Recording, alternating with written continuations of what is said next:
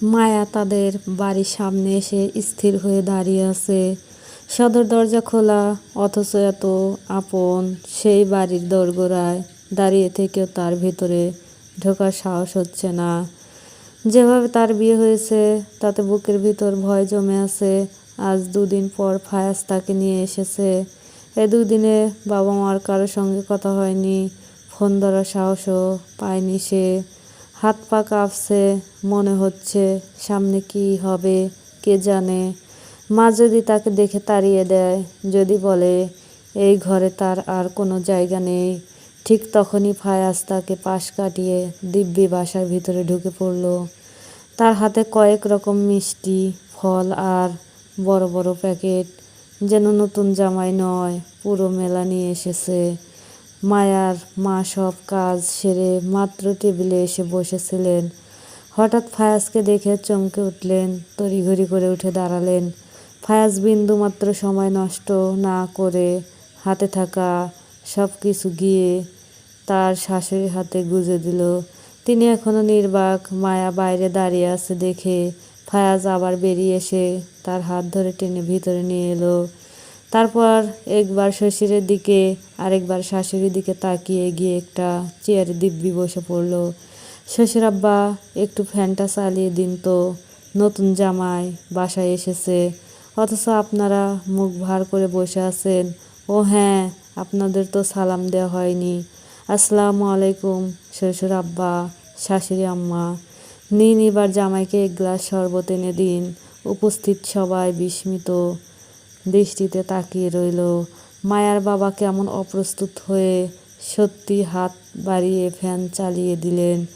চারপাশে নীরবতা দেখে ফায়াজ নিজেই উঠে দাঁড়ালো, ফ্রিজ খুলে ঠান্ডা পানি খেলো, তারপর একটা আপেল নিয়ে আবার আগের চেয়ারে গিয়ে বসে পড়ল।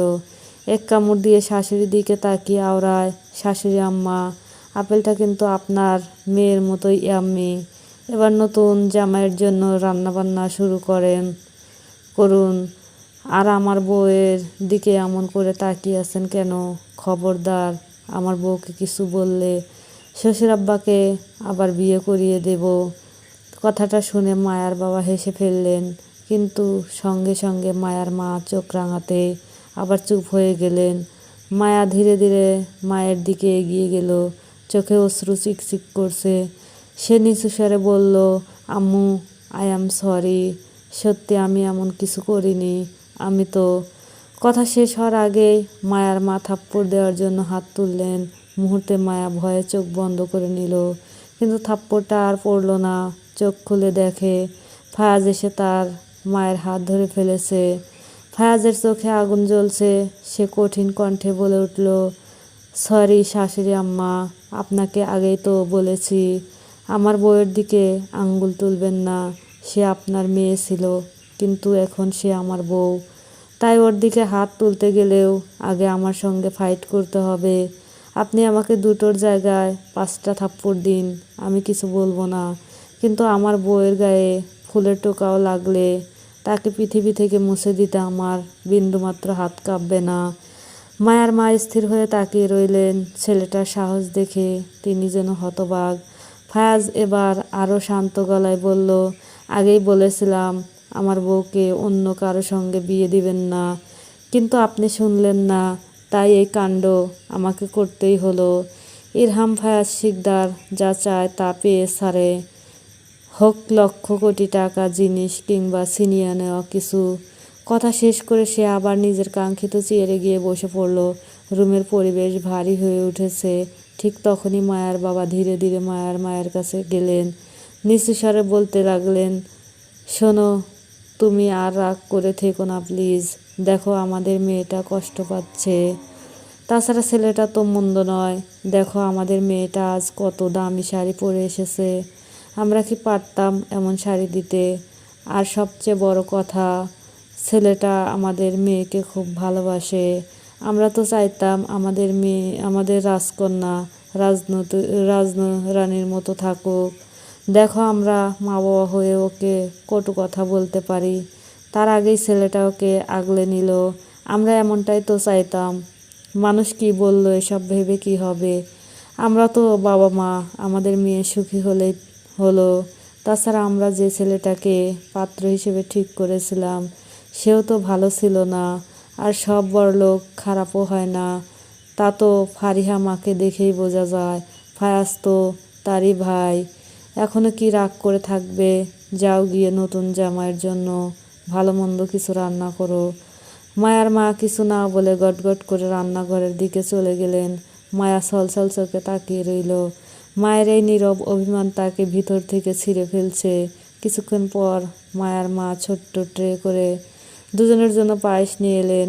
নির্বাক মুখে এক বাটি ফায়াজের হাতে আর একটা মায়ের হাতে তুলে দিলেন।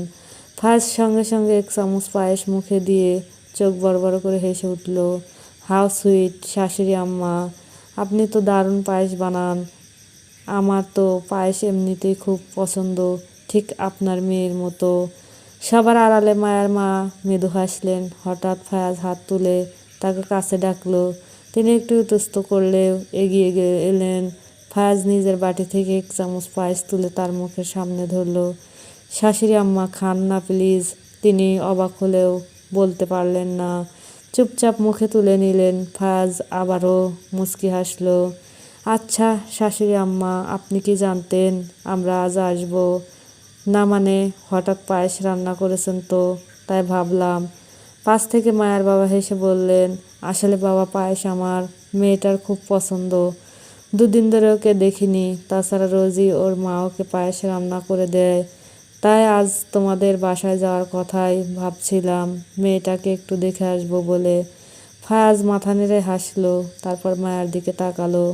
বউ, তুমি খাচ্ছ না কেন? খাও খাও খাও, অনেক টেস্ট। ফায়াজের কথায় মায়ের ঘোর কাটলো। সে বিস্ময়ে তাকিয়ে আছে, কারণ ফায়াজ তো পায়েস দেখলেই মুখ ফিরিয়ে নেয়। খাওয়া তো দূরের কথা, অথচ আজ এমন তৃপ্তি নিয়ে খাচ্ছে। কেন এমন করছে কিছুই বুঝতে পারছে না সে।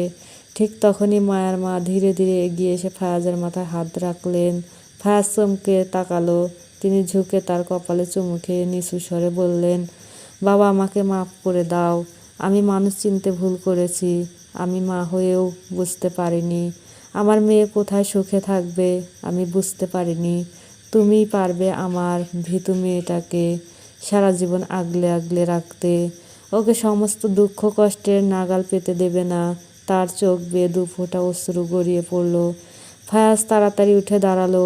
এই শাশুড়ি আম্মা, কাঁদবেন না প্লিজ। আপনি কাঁদলে আমার বউ কষ্ট পাবে, আর বউ কষ্ট পেলে আমারও কষ্ট হবে। তিনি আঁচল দিয়ে চোখ মুছে হাসলেন। ফায়াজ আবার বলল, শাশুড়ি আম্মা, আপনার মেয়েকে একটু বুকে জড়িয়ে নিন, আর ওকে বলুন আপনারা আমাদের উপর রাগ করে নেই। জানেন আপনার এই পচা মেয়ে সেই বিয়ের দিন থেকে আমার সঙ্গে একটা কথাও ঠিক মতো বলছে না। আপনিই বলেন, বউ কথা না বললে ভালো লাগে? সঙ্গে সঙ্গে মায়ার মা রাগী চোখে মেয়ের দিকে তাকালেন। মায়া মুহূর্তে মাথা নিচু করে ফেলল। তিনি মেয়েকে এমন অবুঝ হতে শেখাননি, কিন্তু তার আগেই ফায়াজ আবার শুরু করলো, আর শাশুড়ি আম্মা, ওকে ভালো করে বুঝিয়ে দিন আমার থেকে যেন দূরে দূরে না থাকে। আচ্ছা আপনারাই বলেন তো, এভাবে দূরে সরে থাকলে কি আপনাদের নানা নানু বানাতে পারবো? এমন চলতে থাকলে আমার কি হবে? আমি তো বউয়ের ভালোবাসার অভাবে মরেই যাব। তাছাড়া নতুন বউ মানেই তো সব বরের সামনে সামনে ঘুরঘুর করবে, আর আমি টুপটাপ চুমু খাবো। আবার মুহূর্তে মায়ার মুখ লজ্জায় লাল হয়ে গেল। মাথা আরও নিচু করে ফেলল সে। মায়ের বাবা আর মা দুজনে হেসে উঠলেন। ফায়াজ আবার কিছু বলতে যাচ্ছিল, এমন সময় তারা তাড়াতাড়ি সরে গেলেন। যাওয়ার আগে মায়ের মা শুধু বললেন, মা, ফায়াজকে নিয়ে নিজের রুমে যা। সবাই চলে যেতে মায়া ধীরে ধীরে মুখ তুলল। তারপর রাগে ফুঁসতে ফুঁসতে ফায়াজের সামনে এসে দাঁড়ালো। আপনি কি লজ্জা শরমের মাথা খেয়েছেন? আব্বু আম্মুর সামনে এসব কি বলছেন? হ্যাঁ।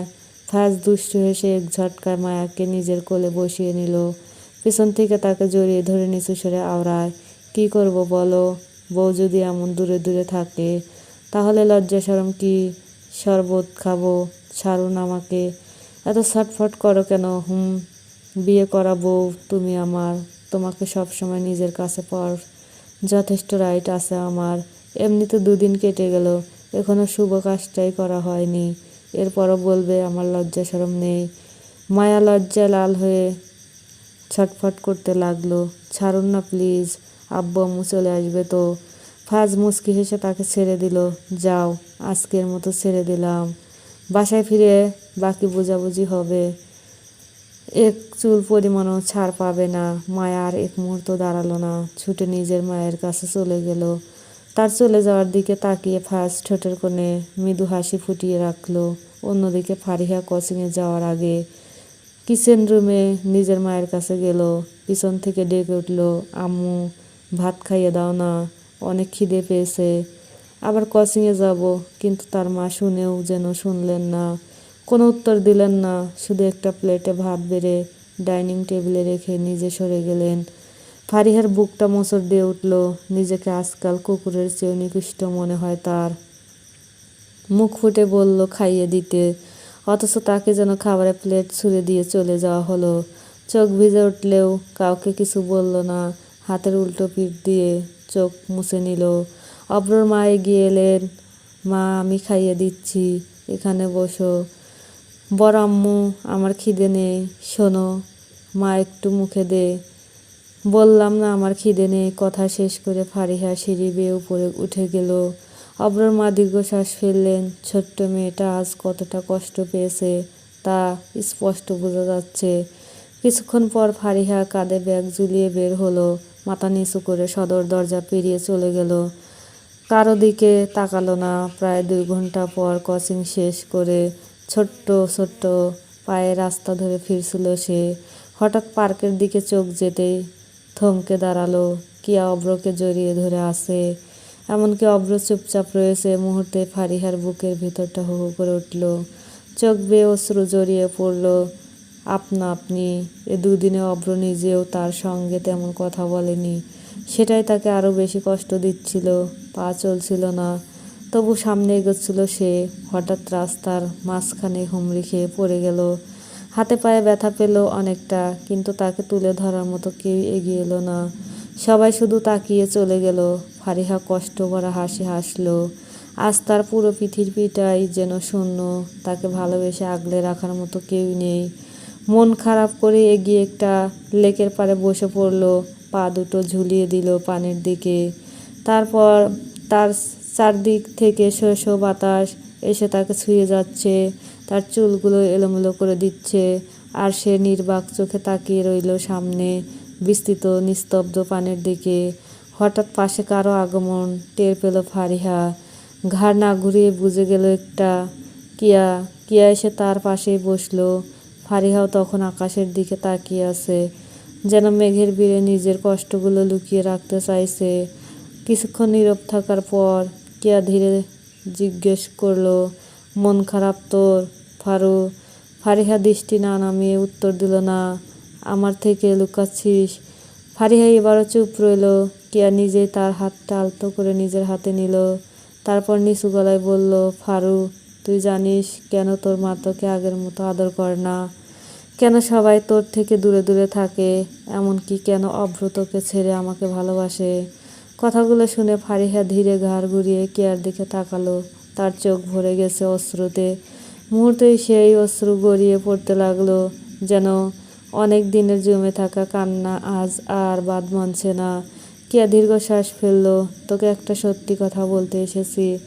কেন তোকে সবাই অ্যাভয়েড করে, কিন্তু তুই আবার আমার নাম কাউকে বলে দিবি না তো? ফারিহা কাঁপা গলায় উত্তর দিল, কিয়া আপু, তুমি সত্যি জানো সবাই আমাকে কেন অ্যাভয়েড করে? কিয়া হালকা হাসলো। তোর থেকে আমি কত বছরে বড়? 6 বছরের। তাহলে আমি জানবো না? ছোটবেলা থেকে তোদের বাসায় আছি, অব্রদের বাসায়। সবই জানি আমি।